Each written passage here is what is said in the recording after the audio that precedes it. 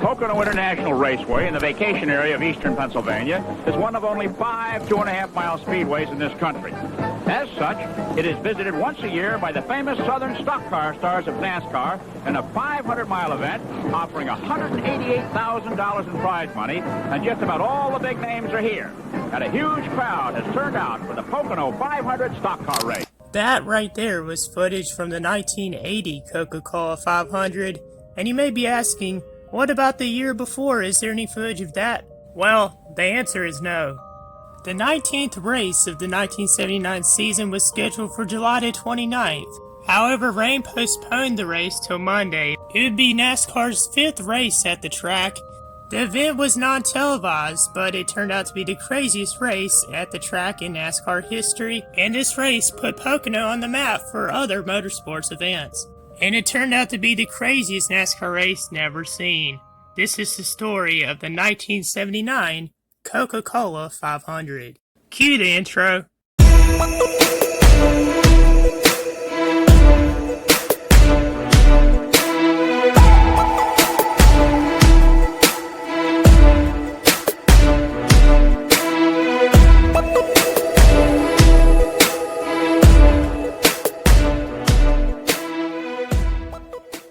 As I had mentioned during the intro, the race was postponed one day due to rain. However, there was qualifying, which one driver stole the show by putting on possibly the slowest qualifying lap in NASCAR history, if not the slowest. While on the grid awaiting their turn to go onto the track, an unnamed driver dared James Hilton to turn the slowest lap he could possibly do in his 48 Chevy. James ended up turning up a blistering 45-mile-an-hour average lap, which upset the NASCAR officials, who promptly fined him $500. Harry Gant ended up winning the pole with an average speed of 148.711 miles per hour. For those that may or may not know, NASCAR used to race at Pocono for 500 miles from 1974 to 2011, meaning they would run 200 laps, and occasionally the races would last over 4 to 5 hours. Man, I'm telling you, those drivers back in the day, they had to go through so much on a weekly basis. It's crazy how different the sport is now, but that's for another video. Now on to race day, July the 30th. The temperatures were in the 80s, and there's a crowd of 40,000 on hand to watch this event. Now, as I had mentioned in the intro, the race was not televised, but I will be using at some points footage from the 1980 race. Harry Gant led the field of 39 cars to the green flag, but was quickly passed by 3-time defending NASCAR champion Cale Yarborough.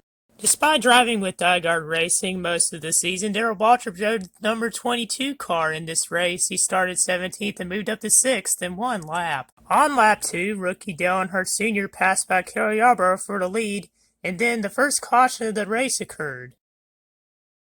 Entering turn 1, Al Hobart got together with Gary Ballou and hit the turn 1 wall head on. He then came back across the track and was hit by Roger Hamby. Steve Gray, making his NASCAR debut, was collected in the wreck and ended up finishing in last place. It was his only start of the season. I couldn't find any other info about the wreck other than that Hamby's car caught on fire and it lasted a couple minutes. Cale Yarborough, Darrell Waltrip, and Dale Earnhardt Sr. swapped the lead multiple times for most of the first half of the race, with Dale Earnhardt Sr. leading 43 laps. The rookie Dale Earnhardt was looking for his second win of the season, his first coming at Bristol, and it appeared that he had a very high chance of winning this race. However, things went south on lap 98.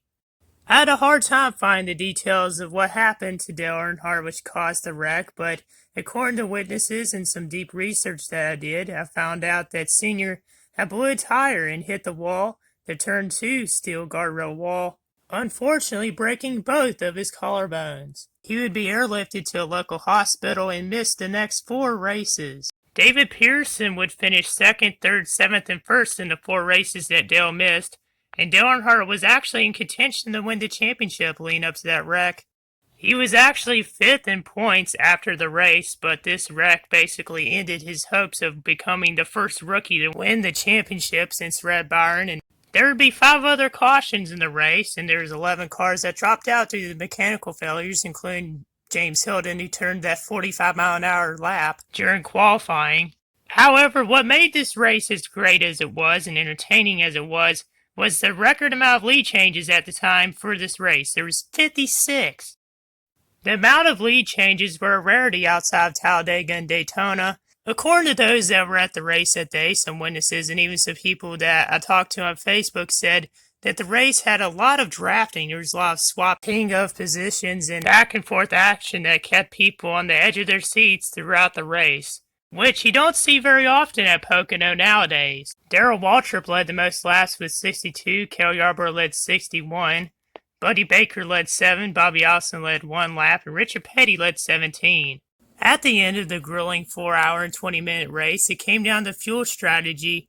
With 11 laps to go, Cale Yarborough came in for his final stop. It was a 3.3 second stop, a splash and go for fuel, which got him out ahead of Petty.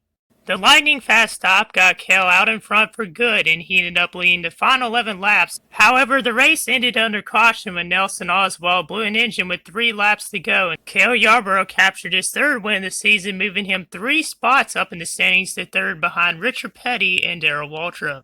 Buddy Baker finished 3rd, Benny Parsons 4th, and Ricky Rudd finished 5th. It was his first lead lap finish of his career, and Bobby Allison finished 9th.